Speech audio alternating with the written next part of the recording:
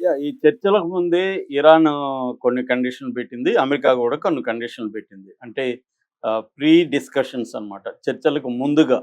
So, అది Iran పెట్టిందేమో ప్రధానంగా 2 కండిషన్‌లు. ఒకటేమో లెబనాన్‌ని గూడా సీజ్ ఫైర్‌లోకి తీసుకురావాలి. ఎందుకంటే లెబనాన్ మీద ఇజ్రాయెల్ అటాక్ చేసి ఒక 10 నిమిషాల్లో 100 బాంబులేసింది జనావాసాల మీద. దాంట్లో 357 మంది నిన్నటికి లెక్క. 357 మంది చనిపోయినారు. 1000కి మంది పైగా గాయపడ్డారు. సో, అందుకని లెబనాన్‌ని కూడా సీజ్ ఫైర్‌లోకి తీసుకురావాలని చెప్పింది ఒకటి కండిషన్. కండిషన్ నంబర్ 2, ఇరాన్ ఆస్తులు దాదాపు 120 బిలియన్ విలువ చేసే ఆస్తుల్ని వివిధ దేశాల్లో ఫ్రీజ్ చేసేసింది. అంటే బ్యాంకుల్లో కావచ్చు, బిల్డింగ్‌లు కావచ్చు, అవన్నీ అమ్మకాలు, కొనుగోలు లేకుండా వాటిని ఫ్రీజ్ చేసింది అమెరికా. ఎందుకంటే ఇరాన్ మీద ఆంక్షలు పెట్టింది కాబట్టి ఇరాన్ ఆస్తులు కూడా ఫ్రిడ్జ్‌లో ఉండిపోయినాయి. ఇప్పుడు అదంతా ఇరాన్‌కి అవసరం. ఎందుకంటే ఇరాన్‌లో చాలా తీవ్ర విధ్వంసం జరిగింది.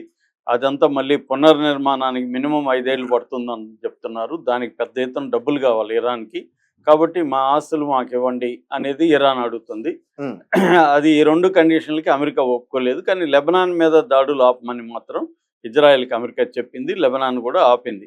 కాకపోతే లెబనాన్‌లో నగరాల మీద ఆపింది. జనావాసాల మీద ఆపింది గానీ, నగర హెజ్బుల్లా ఉన్న ఏరియాల్లో మాత్రం నిన్న కూడా అటాక్ చేసింది. ఇజ్రాయెల్ చేస్తూనే ఉంది. మాకు హెజ్బుల్లాకి మాకు సీజ్ ఫైర్ లేదు. లెబనాన్‌కి మాకు మాత్రమే చర్చలు జరుగుతాయి. ఎందుకంటే లెబనాన్ ప్రధానమంత్రి కూడా అప్పీల్ చేశాడు. మీరు హిజ్బుల్లాలు వేరు, లెబనాన్ వేరు. అది మనకు అర్థం కావాలి. లెబనాన్ అనేది ఒక దేశం. హిజ్బుల్లా అనేది ఒక మిలిటెంట్ గ్రూప్ అక్కడ ఆర్మీ అవును. గ్రూపు. సో, మీరు మా ప్రజల మీద వేయకండి అనేది లెబనాన్ ప్రధానమంత్రి చెప్పినప్పుడు దానికి చర్చలకు ఒప్పుకున్నారు. ఆల్రెడీ లెబనాన్ అంబాసిడర్, ఇజ్రాయెల్ అంబాసిడర్లు ఇద్దరు కూడా ఫోన్‌లో మాట్లాడుకున్నారు అమెరికాలో. హ్మ్. సో, మరోవైపు నెతన్యాహు కూడా లెబనాన్‌తో చర్చలకు మేము రెడీ అనేది చెప్తున్నాడు. కాబట్టి ఇరాన్ చెప్పిన దాంట్లో కొద్దిగా ఒక కండిషన్‌లో సగం ఒప్పుకున్నట్టుగా లెక్క. ఈ ఫ్రీజ్ అయిన ఆస్తుల్ని విడుదల చేయడానికి అమెరికా ఒప్పుకుందా లేదనేది ఇప్పటివరకు బయట వార్త అయితే క్లియర్‌గా లేదు. హ్మ్. ఈ నేపథ్యంలో ఇరాన్ కూడా చర్చలకెళ్ళింది. మీనాబ్ 168 అనే పేరు పెట్టుకొని విమానాన్ని తీసుకొనెళ్ళి, అక్కడ లోపల కూడా చనిపోయిన ఫస్ట్ డే అటాక్ చేశారు కదా! మీనాబ్ అమ్మాయిల చిన్నపిల్లల స్కూల్ మీద. హ్మ్. ఆ పిల్లల ఫోటోలు పెట్టి, వాళ్ళ రక్తంతో తడిసిన స్కూల్ బ్యాగులు అవన్నీ పెట్టి, ఒక ఆహ్, ఒక ప్రపంచానికి ఒక సందేశం ఇస్తున్నట్టుగా. అంటే మేము గాయపడి ఉన్నాము. మేము దుఃఖంలో ఉన్నాము. మా పిల్లల్ని మేము కోల్పోయినాము. ఇలాంటి కండిషన్‌లో మేము చర్చలకెళ్తున్నాము అన్న ఒక సందేశాన్ని ఇస్తున్నట్టుగా వాళ్ళు చేసుకొనెళ్లారు. మన వైపేమో ట్రంప్ వాళ్ళేమో జేడీ వ్యాన్స్, ఎందుకంటే జేడీ వ్యాన్స్‌ని కోరుకున్నది కూడా ఇరానే. జేడీ వ్యాన్స్‌ని పంపాలని ట్రంప్‌కి లేదు. మామూలుగా అయితే ఇలాంటి చర్చలు జరిగేటప్పుడు స్పెషల్ ఎన్వాయిస్ ఉంటారు. వాళ్ళే వెళ్తారు. ఆల్రెడీ ఇరాన్‌తో చర్చలకు ఎప్పటినుంచో Steve Witkoff and Jared Diamond, Trump అల్లుడు వీళ్ళిద్దరే వెళ్తున్నారు. కాకపోతే ఏమన్నా అంటే ఫారిన్ అఫైర్స్‌కి సంబంధించిన మార్క్స్ రూబియో, ఆయన foreign minister. Secretary of state అంటారు వాళ్ళు. కానీ మన భాషలో ఫారిన్ మినిస్టర్. ఆయన రావాలి మామూలుగా అయితే. కానీ ఇరాన్ ఏందంటే ఈ స్టీవ్ విట్కాఫు, తర్వాత జేరెడ్ ఆహ్, కుష్నర్ వీళ్ళిద్దరూ గూడా ఇజ్రాయేలీ మనుషులు.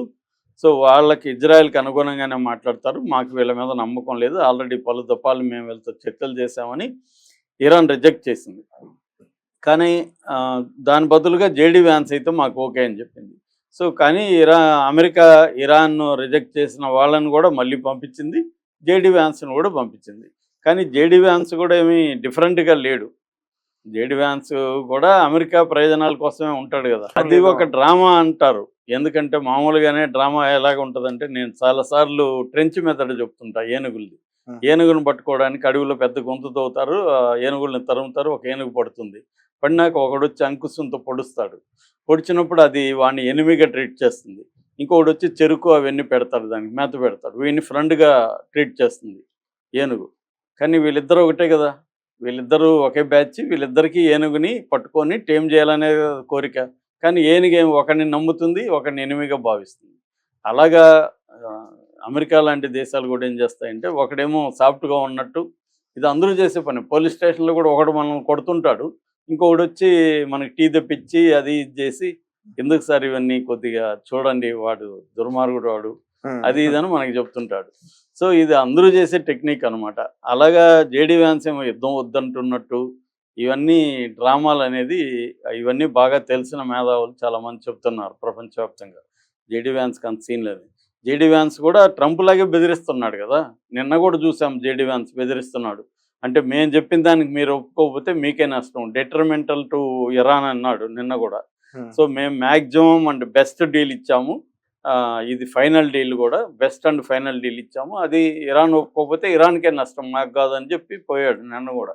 అతనేమి స రెండోదేంది, ట్రంప్‌కి 12 సార్లు కంటసలు 21 గంటల్లో చర్చలు జరిగాయి. 5 దఫాలుగా జరిగితే ఒక డజన్ టైమ్స్ ట్రంప్‌తో నేను ఫోన్‌లో మాట్లాడానని చెప్తున్నాడు.